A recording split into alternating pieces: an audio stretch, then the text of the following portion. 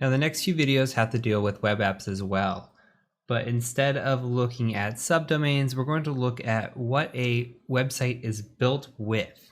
And that's a good indicator here of built with. So let's go out to Google and we're going to just search built with. And we're going to go right to builtwith.com. And let's take a look at what this does. So let's just search tesla.com, for example. We'll do a lookup. And I'm going to make this a little bit bigger so you can read it. And what this does is this goes out and it looks at what type of tech Tesla's running. Now it gives all this stuff that it can see: Google Analytics, Salesforce. That's great, but it also tells us the widgets that are running. You can see it is part of BugCrowd, LogMeIn, Twitter. Okay, it's got these language things here, but what we're really after is what kind of frameworks it might be running on. So it says here that it's running on PHP. It has Adobe Enterprise Cloud. Okay, that's interesting. It's got CDN, the Content Delivery Network. Interesting. It utilizes Stripe. Okay, we can scroll through this. Looks like it might be written in Drupal. That's an indicator there. And this is a big website, so it's got a lot. Look at all the information here. And it might be a lot to track down. So with this, with a big website like this, there's a better way, I think. Now, BuiltWith is a great resource, but I think there's some other stuff out there that might help us a little bit better. So let's go out to Google as well, and let's search for a tool called Wapalyzer, just like this, and we're going to use it for Firefox. So it should pull this up here, and we'll click on the first one and go ahead and just select Add to Firefox. Select Add, and now it will appear. So now we have Wapalyzer. Let's go back to Tesla. And you see this little guy here in the corner. We're going to click on this. We're going to accept it. And now we get a little bit of information as to what's going on. Not as much information as BuiltWith, but I actually like Wapalyzer a lot more because it kind of just gives you an indication right away with what's going on. Now, Wapalyzer is more of an active type of reconnaissance. I only say that, and I don't necessarily believe it, but it's because we do have to interact with the website. Now, we're not doing any type of scanning. We're just going out to the website like a normal user would. And to me, it's still kind of passive because we're not doing anything that would be out of the norm.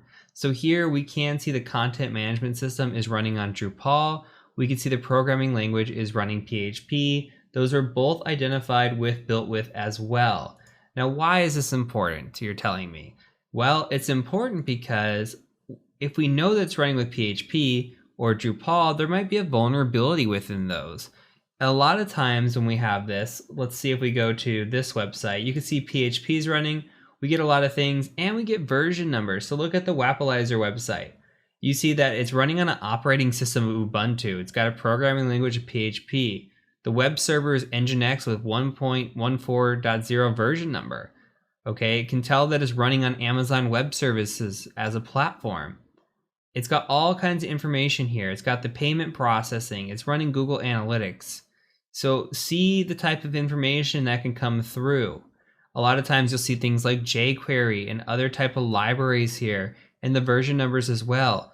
Now you take those version numbers and you do enumeration on them and you try to find any type of vulnerabilities that might happen there. And the more information that we can gather on a client, on a website, whatever it is, the better off we are. So when we're gathering information on Tesla, okay, now we know the content management system is written in Drupal, the programming language PHP. Is that going to lead to an exploit? Maybe, but you don't know where it's going to come up in the future. So this type of information gathering is great. Now, one more thing that we can use. We've got something built into our machine. Let's go out to the terminal and we can take a look at it. So we've got a tool called WhatWeb, just like this, and hit enter on it. And if we look at the syntax, all we need is to specify a target. So we enter the URL, host name, IP address, or Nmap format. So we just say WhatWeb URL. So let's give it a go. We'll say WhatWeb, and we'll just say https tesla.com.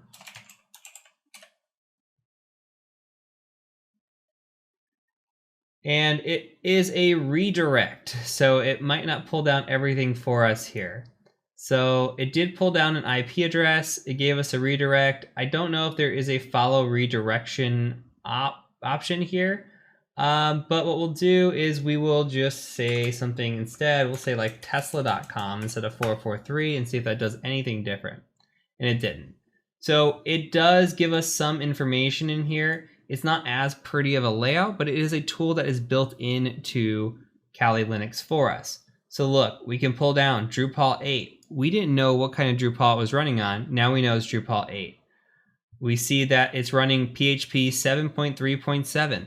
That's identification too that we didn't have previously. So using more tools to our advantage gives us more information. And we can pull down the headers that it has here, and you see they have different types of headers, which we're not going to get into this quite yet. When we get into the web app portion of this, we'll talk more about headers.